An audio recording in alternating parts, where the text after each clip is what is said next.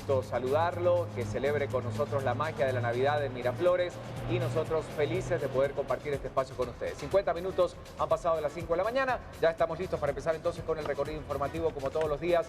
Gracias por acompañarnos, amigos que están presentes como todos los días. Muy buenos días, Ricardo, y buenos días a todos en casa. Así es, aquí estamos listos para darle a conocer las noticias más importantes de Guatemala y el mundo. Vamos a comenzar con el resumen más completo de la información de todo lo que está ocurriendo, por supuesto, en Guatemala y el mundo. Y nosotros vamos con Lorraine, que tiene el clima. Desde ya, muy buenos días para ti, Lorraine. Buenos días, compañeros, buenos días a todos en casa. Estamos ya finalizando la semana, hoy viernes 6 de noviembre, y nosotros tenemos información que compartir con ustedes con respecto al clima. Tenemos una temperatura actual de 17 grados centígrados con una sensación térmica de 15 grados. Para hoy se esperan cielos parcialmente nublados, como podemos observar, intervalos de nubes y sol, principalmente en la mañana y tarde. Las temperaturas máximas que se pueden presentar para la ciudad capital son de 24 grados centígrados y los vientos de norte a este serán de 15 a 24 kilómetros por hora. La temperatura podría bajar hasta los 15 grados centígrados y las probabilidades de precipitaciones para el resto de la jornada es de un 60% con una humedad del 71%. Más adelante estaremos hablando de las temperaturas para los próximos 4 días, ya en este fin de semana, inicio de la próxima, y también las extremas para todo el territorio nacional. Bueno, muchas gracias por la información, es parte de las noticias que tenemos a esta hora. Y con el primer cafecito de la mañana, hoy está haciendo un poquito más de frío, está brumoso, hay algo de lluvia, así que vale la pena tomarse un cafecito tranquilo por ser viernes, ¿eh? De ese café guatemalteco que tenemos la dicha de tener en nuestro suelo, así que hay que aprovecharlo. Y sí, también tenemos prensa libre acá, así que la estaremos compartiendo con ustedes. Las repasamos. Prensa Libre presenta. Congreso aprueba norma con 112 votos, ley prohíbe acoso de tarjetavientes. El punto más controvertido es el tope a cobro de intereses. Además, ante juicio a Beltranena solicita Ministerio Público, Fiscalía la está sindicando del tráfico de influencias. En otros hechos importantes, limitan edad para casarse. Se debe tener 18 años cumplidos para contraer matrimonio. Y Jimmy es criticado por declaraciones. Prensa y redes reaccionan ante frases polémicas.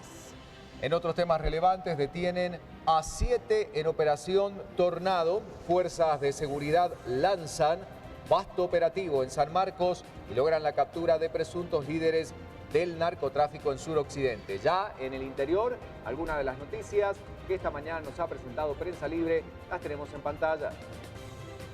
Menores de edad no podrán casarse. Diputados reforman el Código Civil. Como una excepción, juez autorizará o no matrimonios desde los 16 años. De manera sorpresiva, diputados apoyaron ayer la aprobación de urgencia nacional de la ley de reforma a ciertos artículos del Código Civil, mediante la cual se prohíbe, por ejemplo, el casamiento de menores de 18 años. En la actualidad, la ley permite los casamientos a partir de los 14 años para las mujeres y 16 para los hombres. Cuando la normativa cobre vigencia, después de ser sancionada por el Ejecutivo, no podrán contraer matrimonio hasta que cumplan la mayoría de edad. Sigue la información a esta hora del día. Esta es otra de las noticias que tenemos para ustedes. Y es que acoso a deudores de tarjetas es prohibido. Queda aprobada la ley que también regula las tasas. Propuesta aún deberá ser sancionada por el Ejecutivo y entrará en vigor 3 meses. Es el control al límite de gasto e intereses. Regula los requisitos que deben contener los contratos de emisión. Las iniciativas obligan a la Superintendencia de Bancos a supervisar el cumplimiento de lo establecido en la ley. Obliga a comercios a exigir identificación del portador de la tarjeta. Se obliga a los emisores de la tarjeta de crédito a evaluar la capacidad de pago del usuario y el límite de crédito y su extrafinanciamiento no podrá exceder el doble de sus ingresos mensuales. Varios puntos importantes de esta ley analizada y discutida. Tema importante, hoy también lo tendremos en contexto. Una noticia más que ya ponemos en su pantalla y como se lo comentábamos desde muy temprano, el Ministerio Público pide retirar inmunidad. Beltranena aún no ratifica renuncia presentada al Congreso.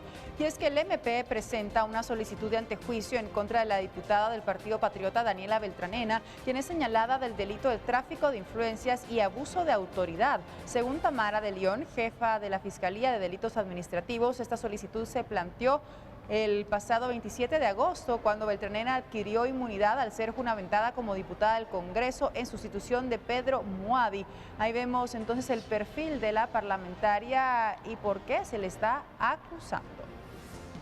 Bueno, algunas de las noticias de Prensa Libre, la invitación es que usted también se haga presente con redes sociales a través de distintos comentarios, dos temas importantes. Este que prohíbe el acoso a tarjetavientes y también los matrimonios en menores de edad. O sea, hay varios puntos que podríamos discutir esta mañana, ¿verdad? Y por eso ponemos esta pregunta en pantalla y lo motivamos a usted a que participe, que utilice las redes sociales. Son ese otro medio de comunicación que inmediatamente nos pone en contacto. ¿Qué opina de la aprobación de la ley que aprueba autorizar matrimonios únicamente para mayores de edad? Hashtag BLM Noticias, hashtag Legui Matrimonios. Le recordamos que hasta ahora el límite de edad era 14 años para las niñas y 16 para los hombres. Esto ha sido reformado y ahora tienen que tener 18 años como mínimo. Queremos escuchar su opinión.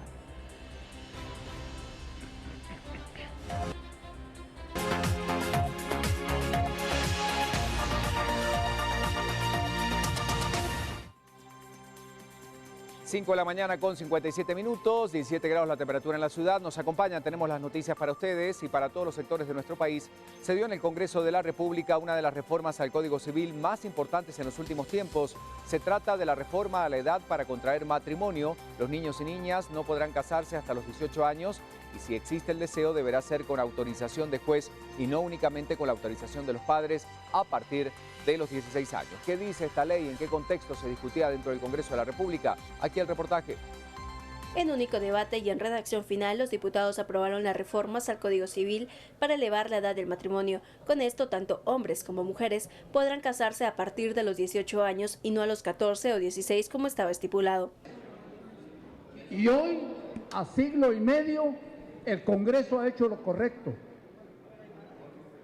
No es posible concebir que una niña de 14 años muchas veces sea obligada a someterse al yugo, muchas veces de un hombre que le triplica y le cuadriplica la edad y que lo único que hace es explotarla. En la reforma se eliminó que los padres puedan autorizar los matrimonios y en su lugar se colocó que en excepciones se podrá contraer matrimonio a los 16 años únicamente autorizado por un juez.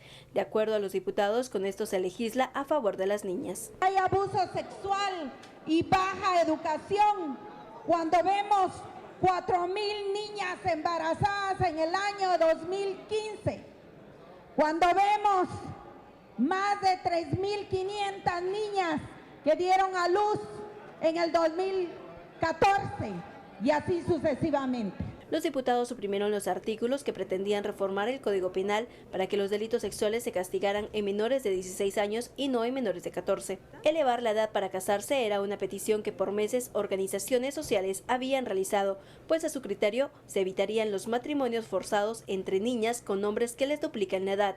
Las reformas entrarán en vigencia 8 días después de la publicación en el Diario Oficial. Y en otras noticias, tras los ataques realizados por supuestos extorsionistas a 3 unidades de autobuses de diferentes rutas de la capital, el servicio continúa irregular. Los pilotos piden que se capturen a los pandilleros que los están amenazando, sobre todo ahora que decidieron no pagar las extorsiones. Los últimos hechos dejaron 3 pilotos de las unidades heridos, así como un pasajero. Según allegados a los pilotos y ayudantes, se conoce que no han cancelado el monto pendiente a un mes de extorsiones. Sin embargo, los autobuseros afirman que todo se debe a que no poseen el dinero para realizar los pagos. Las rutas que podrían verse afectadas este día o con servicio irregular son la 71 en la zona 13, la 65 también que circula en la zona 6 de la capital.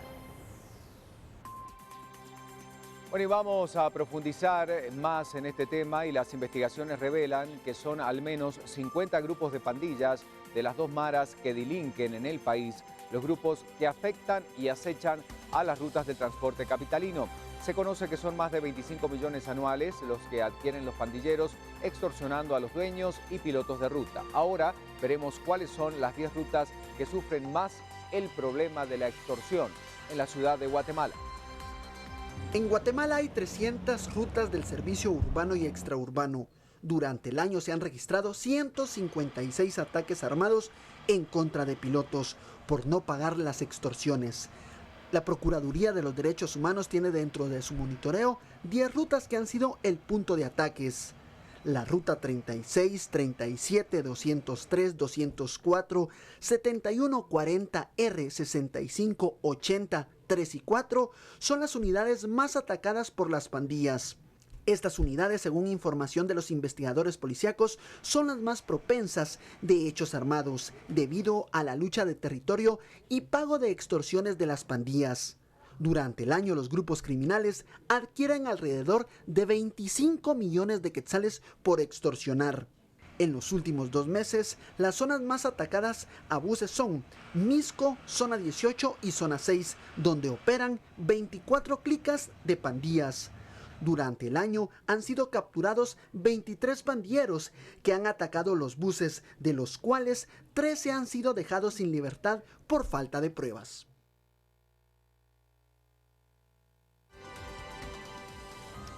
Y al respecto de la crisis de inseguridad que se vive en el país, otro de los ingredientes que suma problemas es la falta de fondos para que la Policía Nacional Civil pueda laborar de una manera correcta. Sin embargo, la crisis, en lugar de ser superada, se acrecienta y continúa golpeando a quienes laboran dentro de esta institución. Por una PNC digna, libre de corruptos, orgullo de servir a mi país, orgullo de mi PNC, son frases de una campaña para la dignificación laboral de la PNC para recuperar la confianza de la población hacia las fuerzas de seguridad. Son esfuerzos que las autoridades de la cartera del Interior y de la Dirección General de la Policía. Pero la institución enfrenta otra realidad. La inminente crisis financiera ha tocado a los agentes. Solo en esta semana se han visto obligados de abandonar 2 instalaciones que ocupaba la PNC.